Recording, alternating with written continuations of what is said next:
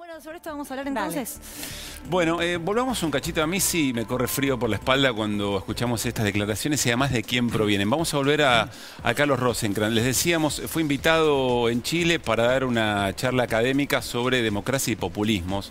Recién escuchábamos cómo sostiene, ni más ni menos que uno de los principales referentes de la Corte Suprema, hasta hace muy poco presidente de la Corte Suprema, que el sujeto de la acción política es el individuo, no el pueblo. Pero además dejó otras definiciones respecto a una máxima muy importante, muy identitaria en la política argentina, como es la definición de Eva Perón, de que detrás de cada necesidad aparece efectivamente un derecho. Compartámoslo y lo charlamos. El populismo es relativamente insensible a la cuestión del costo que involucran las reformas que propone. La insensibilidad al costo se sintetiza de modo patente, por ejemplo, en una afirmación muy insistente en mi país, que yo veo como un síntoma innegable de fe populista, según la cual detrás de cada necesidad siempre debe haber un derecho. No puede haber un derecho detrás de cada necesidad, sencillamente porque no hay suficientes recursos para satisfacer todas las necesidades. A menos, claro, que restringamos qué entendemos por necesidad o entendamos por derecho aspiraciones que no son jurídicamente ejecutables. Wow. Bueno, son definiciones muy fuertes, tienen dos dimensiones. Primero, y es la que le vamos a trasladar a nuestros invitados, ¿qué significa en términos políticos una definición de estas características en el extranjero, ni más ni menos que de un expresidente y actual ministro de la Corte Suprema? Y después parte de una falacia que no podemos dejar de decir. Esto está dicho, por ejemplo, por la Oxfam. Venimos trabajando mucho sobre esto respecto a las necesidades alimentarias de la población mundial. El gran problema del mundo no es la falta de alimentos. Hay abundancia de recursos en términos generales. El problema es cómo se reparte. Y uno podría decir perfectamente que, bueno, Carlos Rosenkrantz es representante de una, de una verdadera casta que le cuesta muchísimo entregar parte de sus privilegios, ¿no es cierto? Quizá ahí se podrían empezar a solucionar algunos problemas. Pero esto es una caracterización política que hacemos nosotros. Saludamos a Andrés Gil Domínguez, a Gustavo Ferreira. Buenas noches, muchas gracias. Muchísimas gracias. En términos de representación política dentro del Poder Judicial, ¿qué valoración hacen de esta, de esta subjetividad política que expresa Rosenkrantz? Bueno, en primer lugar, que me parece que los jueces de la Corte Suprema tienen que ser full life. Y esto de hacer actividades académicas y aparte de ser juez de la Corte Suprema de Justicia y en el ámbito académico, expresarse como un académico, cuando en realidad ejerce una posición de poder, me parece que no es muy saludable en términos institucionales.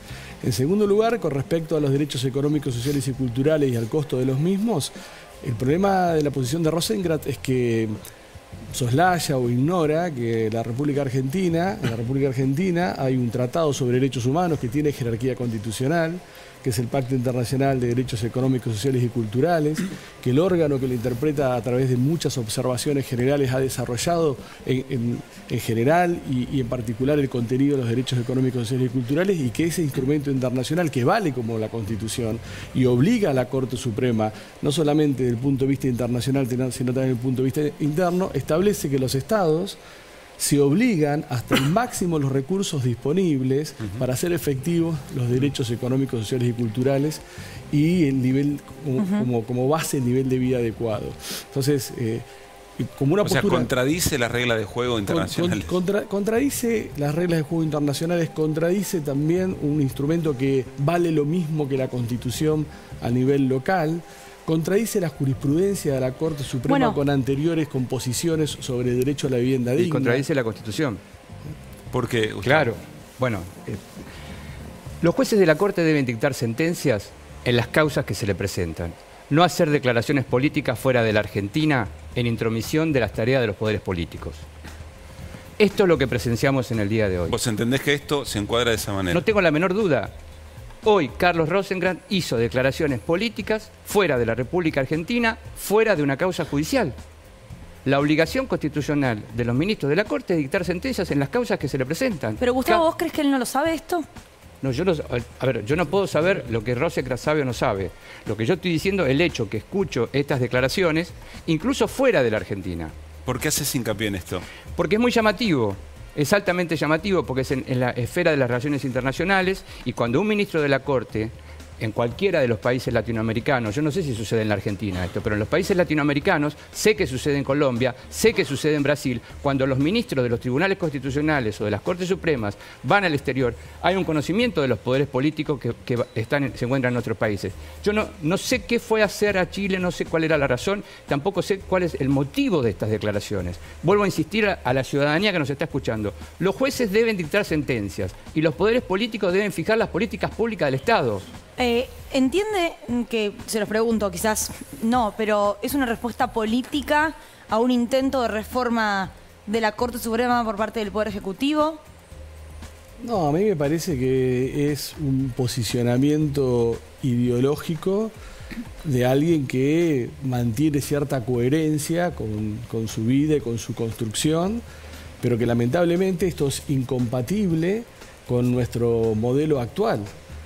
Desde el punto de vista positivo de las normas existentes y desde el punto de vista de las interpretaciones que se le han dado a los derechos económicos, sociales y culturales en el ámbito internacional y que la propia jurisprudencia de la Corte con otras composiciones le ha dado. Si esto es retroceder a una discusión que ya hemos superado en términos de los derechos económicos, sociales y culturales son exigibles, que el Estado tiene la obligación, hasta el máximo de sus recursos disponibles, de satisfacerlo con políticas públicas y si no alcanzan estas, la justicia en casos individuales, es un retroceso. O sea, lo que dice no es solamente una opinión y uno puede decir, ah, bueno, piensa de esta manera o piensa de otra. No, pero está faltando a su lugar, digamos, faltando a su rol.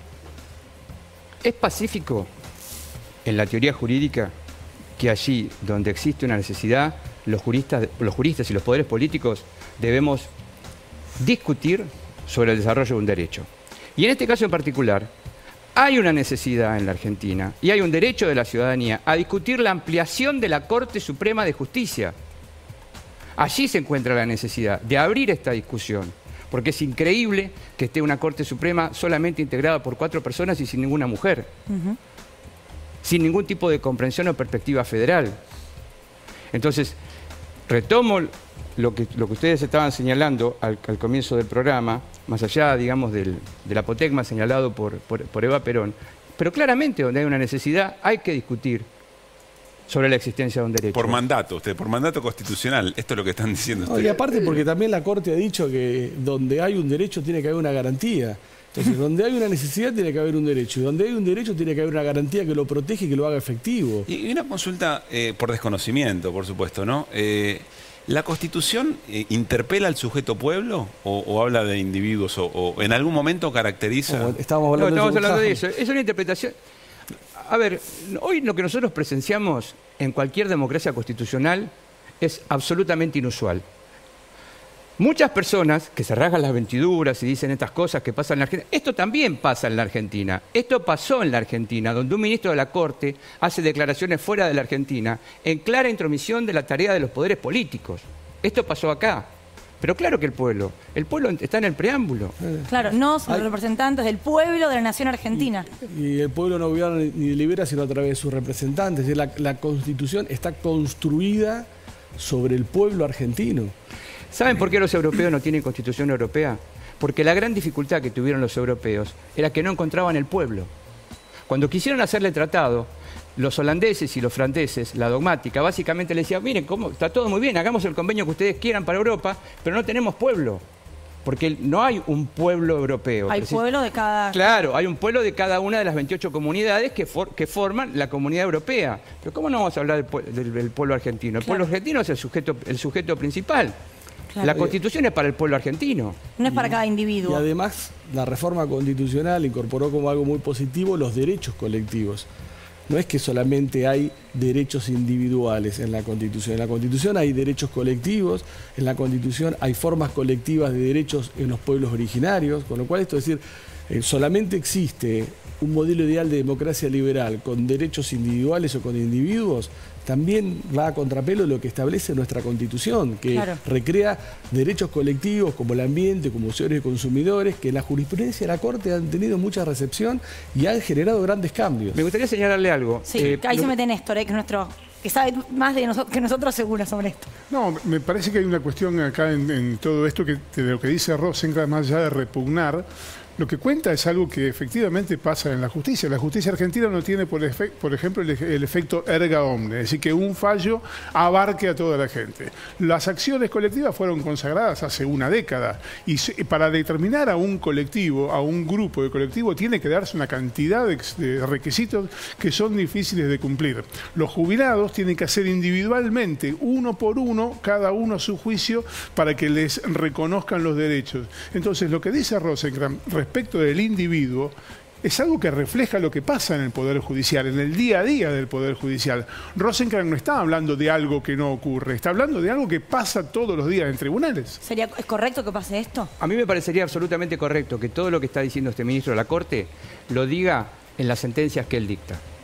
Porque para eso el pueblo argentino utiliza su tesoro para pagar su sueldo hasta los 75 años. Entonces, en las sentencias que él tiene que dictar, diga todo este tipo de cosas. Sí, respecto a las necesidades, de los derechos del sujeto, que diga absolutamente todo. Para eso le paga el pueblo argentino. El pueblo de la Argentina, toda la ciudadanía, todos nosotros, somos los que pagamos los salarios de los jueces de la Corte Suprema, sí, claro, para que dicten sentencias. Pero eso es mucho más peligroso todavía. Si un juez de la Corte desconoce los derechos de la ciudadanía en un fallo judicial, es mucho más grave que lo declare en un ámbito académico. Andrés. No, yo quería retomar que es cierto que hay determinados colectivos como el de los jubilados, que son los derechos colectivos individuales homogéneos, que es la sumatoria de los mismos derechos subjetivos sometidos a una determinada afectación común, que sí, la jurisprudencia y la Corte por ahí está en deuda, pero que los derechos colectivos del ambiente, de usuarios y consumidores, de no discriminación, han generado también una gran potencialidad en jurisprudencia de la Corte, en tribunales inferiores, en términos de proteger algo que va más allá de lo individual y que se vincula con lo social. Y esto también está siendo desconocido con esta afirmación de que solamente existen derechos individuales. Quiero señalar algo también. Los dos somos profesores de Derecho Constitucional en la facultad y nunca hemos tenido, el profesor Rosenkrantz también es profesor en la facultad, y nunca hemos participado con Rosenkrantz de una discusión que nos haya invitado para discutir sobre esta cuestión que él ha planteado fuera de la Argentina. Claro. Sí. Cuando vino hace unas semanas o meses, yo no recuerdo, Ricardo Foster, hablando de lo que sería una posible reforma constitucional, dijo, hoy en la Argentina una reforma constitucional es hacer la revolución, comparando con lo que significó en otros momentos otro tipo de discusiones. ¿Coinciden con esto? Digo, ¿es hacer la revolución? ¿Es dar vuelta a todo? No, una reforma una reforma constitucional no puede ser una revolución, porque entonces se termina la Constitución, termina la lógica de reformar una Constitución y nace una nueva Constitución. ¿Y una reforma judicial, por ejemplo, de la Corte Suprema? Por los intereses que toca, pregunto. No, pero son dos cosas distintas. Una cosa es reformar y otra cosa es una revolución. Hacer una reforma significa cambiar de acuerdo al propio protocolo que está fijado en la Constitución. ¿Se puede reformar el Poder Judicial? Sí, claro. Es absolutamente necesario democratizar el Poder Judicial a través de una reforma para que no sigan sucediendo este tipo de cosas que estamos comentando hoy a la noche. Nosotros, con Gustavo y otro conjunto de colegas muy destacados, trabajamos durante 3 meses en un consejo consultivo. Elaboramos un informe de casi 1000 páginas en donde recomendamos, con distintos matices, pero sí recomendamos una reformulación sistémica de todo el Poder Judicial, desde que una persona se inscribe para querer ser juez o jueza hasta el momento en que la Corte Suprema de Justicia dicte un fallo. Lamentablemente no lo ha leído nadie, lamentablemente nadie se ha fijado en el mismo y nadie lo ha analizado. Ni el gobierno ni tampoco la oposición. Y es una oportunidad, lamentablemente, que se ha perdido, porque nosotros fijamos ahí posiciones muy claras. Yo no estoy tan de acuerdo con eso, Andrés. No estoy tan de acuerdo. Yo creo que ha sido una gran iniciativa y muy valiente del presidente de la República. Y se lo he dicho personalmente, creo que vos también se lo has dicho, porque tomar como iniciativa la reforma del Poder Judicial por primera vez en 40 años era algo valiente. Y yo creo que esto todavía queda tiempo y creo que se puede seguir discutiendo. Y de hecho se están discutiendo todavía cosas en el Senado. Se está discutiendo la ampliación de la Corte Suprema, se está discutiendo la reforma del Consejo de la Magistratura. Yo creo que no todo está perdido. A ver, yo coincido que se está discutiendo. Lo que pasa para mí es un maquillaje. Para mí no es una reforma profunda las cuestiones que se están discutiendo. Se está discutiendo una partecita del Consejo de la Magistratura, no el Consejo de la Magistratura. Claro, pero también lo que nos está mostrando esto, Andrés, es lo siguiente: son los límites de la discusión jurídico-institucional en la Argentina. O sea, él dice es un maquillaje, esto no puede ir hasta acá. Bueno, lo que la ciudadanía tiene que ver en vivo y en directo es que estos son los límites que se pueden discutir en el Congreso. Bueno, cambiar sistémicamente e integralmente la Corte Suprema de Justicia depende de que el Congreso sancione una ley orgánica. Sí. Nada más que eso, que sancione una ley orgánica que establezca los distintos parámetros que hoy están en diversas normas, algunas del siglo XIX, otras del principio del siglo XX, algunas en decretos, leyes de dictaduras, lo ponga en una ley orgánica donde discutamos todos aquellos puntos que tenemos que discutir para reformular la Corte Suprema de Justicia. Eso no existe hoy, claro. No existe. Claro. Entonces, lo que estamos discutiendo es cuántos más miembros, pero ¿eso va a cambiar algo? Porque el problema del Poder Judicial no es un problema de nombres, es un problema de sistema. Si no cambiamos el sistema, por más que cambiemos los nombres, vamos a tener la misma... Igual ¿crees que la ampliación a 25 creo que es el proyecto que se va a poner en juego? ¿Crees que no va a cambiar nada? No va a cambiar, ¿En el funcionamiento no va a cambiar de la Corte? Absolutamente nada. Me parece, y segundo, que me parece que es un proyecto irrazonable desde el punto de vista del número y de que sean los gobernadores quienes propongan a aquellos que van a ser los integrantes. Y desde el punto de vista de la lógica política, me parece que es un proyecto inviable, que lo que hace es fortalecer aún más la endogamia del Poder Judicial para discutir en serio reformas profundas. No, yo no estoy de acuerdo. ¿Es inviable políticamente? Hay dos tipos. A ver, ahí vamos, hay dos tipos de cambios. Que tenía una repregunta, Néstor. No entendí si es inviable políticamente porque no están las mayorías para sancionarlo, o es inviable porque puesto en funcionamiento el Poder Judicial se lo va a comer. No, hay dos tipos de cambios. Hay cambios que son a través de la reforma de la Constitución. Lo que estamos hablando acá son cambios que se pueden hacer meramente en el Congreso. Y a mí me parece, y estoy convencido, y se lo he aconsejado al presidente de la República, que es inmediatamente necesario discutir la ampliación de los ministros de la Corte Suprema. Y eso va a cambiar porque va a hacer que no se dicte una sentencia solamente que una persona la piense, sino que va a generar una policromía, una cantidad de personas que tengan que pensar sobre las sentencias que se van a dictar. Entonces creo que una mayor cantidad de personas, vuelvo a repetir, con presencia federal y por supuesto, con mujeres en la Corte Suprema, tiene que cambiar necesariamente la cosmogonía que hoy es tan pequeña en la Corte Suprema. Yo estoy de acuerdo que la Corte tiene que ser ampliada a través de un gran acuerdo político que la convierte en una política pública, en una guerra de facciones. No me parece que el número de 25 sea un número adecuado y no me parece tampoco constitucionalmente hablando posible que de esos 25 sean designados o propuestos por los gobernadores. Porque el federalismo no es una cuestión territorial, el federalismo es una cuestión de posicionamiento. Alguien puede provenir del interior y ser mucho más unitario que alguien que provenga de la cava que defienda los intereses federales. Entonces, no es una cuestión de territorialidad. O sea, ¿vos crees que va a ser cuestionada constitucionalmente? Sí, claro. Néstor, repasamos lo que nos contabas recién, que fue tu regalo de cumpleaños o tu pesadilla de cumpleaños. El juez Marcelo Martínez de Giorgi sobreselló a los camaristas de la Cámara Federal de Casación, que es el tribunal penal más importante, Mariano Borinsky y Gustavo Hornos, que habían sido denunciados por presunta parcialidad en sus fallos a partir de las visitas, algunas de ellas de característica social, otras sin explicación, que habían realizado al expresidente Mauricio Macri, tanto en la Quinta Presidencial de Olivos cuanto en la Casa de Gobierno. ¿Qué es lo que dice el fallo?